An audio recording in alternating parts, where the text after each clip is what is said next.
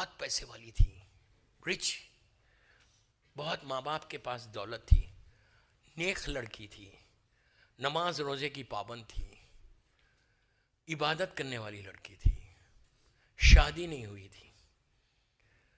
وہاں پہ طاعون، انہیں پلیگ جس کو انگلش میں بولتے، وہ پلیگ کی بیماری آئی.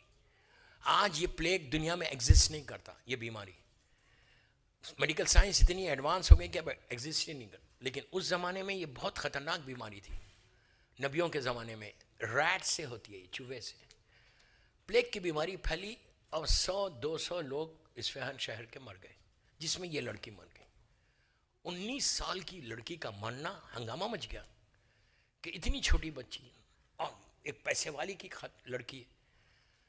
پورا شہر امن کے اس کے ماں باپ کے پاس آئے پرسہ دینے کے لیے. 3 بھائی اور 1 بہن. گھر میں قیامت مچ گئی. بچی کی میت اٹھی، غور سے سنو، بچی کی میت اٹھی، قبرستان میں گئے اور دفن کر دیا. دفن کر کے جب لحد بند ہو گئی تو جو بھائی لوگ تھے، جو سب سے بڑا بھائی تھا، بزنس مین تھا، اس زمانے میں پلاسٹک منی یا پیپر کرنسی یہ کچھ بھی نہیں ہوتی تھی. لوگ پرلز میں، ڈائمنڈز میں پیسے رکھتے تھے، مطلب اپنی دولت کو رکھتے تھے، اور اس کے چھوٹے چھوٹے پوچز بناتے تھے. پوچز بنا کے یہاں پہ بیلٹ، پیسے والوں کی شان ہوتی تھی، یہاں ایسا باندھتے تھے کہ معلوم ہوتا تھا کہ یہ بہت دولت مند انسان. یہ بڑا مشہور واقعہ ہے، میں نے بھی بہت دنیا میں پڑھا یہ واقعہ، لیکن میرے اوپر پریشر تھا اس لیے پڑھ رہا. اب بھائی کو معلوم ہوا، بڑے بھائی کو، جب بہن کو میت اتاری، معلوم ہوا کہ میرے پاس کے 3 یا 4 پوچز جس میں ڈائمنڈس ہیں پورے، وہ لحد کے اندر گر گئے. ہمارے پاس حکم یہ ہے، غور سے سنو، ہمارے پاس حکم یہ ہے، دیکھو اللہ کتنا ستار اور کریم ہے کہ ایک دفعہ لحد کو، گریو کو بند کرنے کے بعد کھول نہیں سکتے آپ، کبھی نہیں کھول سکتے، انلیس حاکم شرع یا انلیس مجتہد آپ کو اجازت دے کہ ایسی کوئی ایمرجنسی ہو جائے تو آپ کو حکم ہے کہ کھول کے دیکھ لینا، ورنہ آپ کھول ہی نہیں سکتے، حرام ہے. کیوں کہا؟ آپ اس کے کرم کا اندازہ لگاؤ کتنا بڑا ستار ہے. اس لیے کہ اللہ نہیں چاہتا کہ اگر کسی باپ کے اوپر، ماں کے اوپر کوئی عذاب ہو رہا تو بیٹا نہیں دیکھ سکتا، گناہوں پہ پردہ ڈالتا ہے. اور اللہ ہم سے بھی یہ ایکسپیکٹ کرتا کہ ہم بھی میلبرن کے ہر مومن یا مومنہ کے گناہوں پہ پردہ ڈالیں. اگر تم نہیں ڈالو گے تو اللہ تمہارے گناہوں کو اوپن کر دے گا. یہ یاد رکھو. یا ستارو اللہ کا عجیب نام ہے. اس کی روزانہ فجر کی نماز کے بعد کم از کم 18 مرتبہ پڑھو، ورنہ 70 مرتبہ پڑھو کہ اللہ میرے گناہوں پہ پردہ ڈال دے. اس لیے گناہوں پہ پردہ ڈال. اگر دوستو اللہ اوپن کر دینا تو ہم صورت بتانے کے قابل نہیں رہے. کر کے بولو فجر کے بعد کہ پروردگار تو میرے گناہوں پہ پردہ ڈال دے، لوگوں کے سامنے ذلیل اور رسوا نہ کر. اتنا ضروری. ہم بہت گرانٹیڈ لے رہے اسلام کو، انتہائی گرانٹیڈ لے رہے. یہ شکر کرو کہ تمہارا امام تمہارے اوپر کرم کر رہا. بی بی یہ بچی کو دفن کیا، بھائی کو معلوم ہوا، حاکم شرع کے پاس گیا، اس نے جا کے اجازت لی. انہوں نے کہا کیا کنفرم ہے کہ تمہارے یہ پوچز وہاں گرے ہوں گے؟ اس نے کہا ہاں. کہا تم کہاں اترے تھے لحد میں؟ تو کہا میں سرانے بہن کے سر کو لے کے آیا تھا نیچے. تو کہا سرانے جا کے کھول لو. اب سنو، بڑا مشہور واقعہ، میں نے بہت پڑھا ہے. سرانے سے سر کی سائڈ پہ اس نے جا کے مٹی کو ہٹا. اب پورے گھر والے گھر چلے گئے، یہ اکیلا ہے.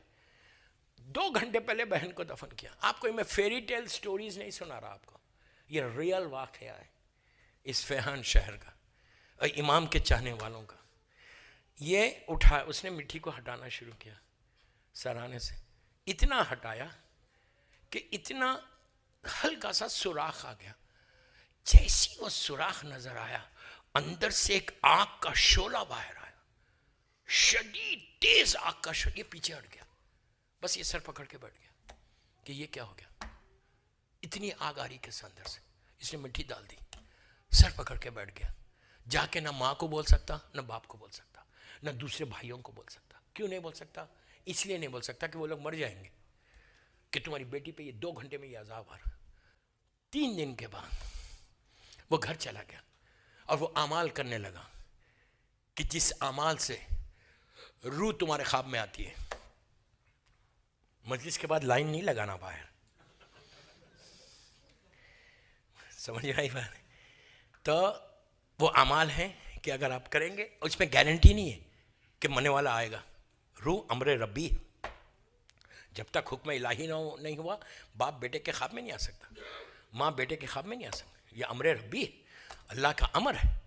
وہ اجازت دے گا تو آئیں گے، معصوم اجازت دیں گے تو آئیں گے. وہ اس نے عمل کیا. 3 مہینے کے بعد بیٹی بہن بھائی کے خواب میں آئی. آفٹر 3 months یہ تڑپ رہا، رو رہا کہ کیا ہو گیا میری بہن. کون سا ایسا؟ اس کا کردار خدا نہ خواستہ خراب نہیں تھا، کیریکٹر خراب نہیں تھا. کیا کیا 5 گناہ بتائے. بہن خواب میں آئی تو بھائی تڑپ گیا، کہنے لگا بہن آخر تو نے کون سا گناہ کیا تھا؟ اتنا شدید عذاب. یہ دعا یہی کرتا تھا کہ پروردگار اس کا گناہ بتا دے کہ میں اس کا کفارہ دے دوں، معافی مانگ لوں اور میری بہن اس تکلیف سے بچ جائے.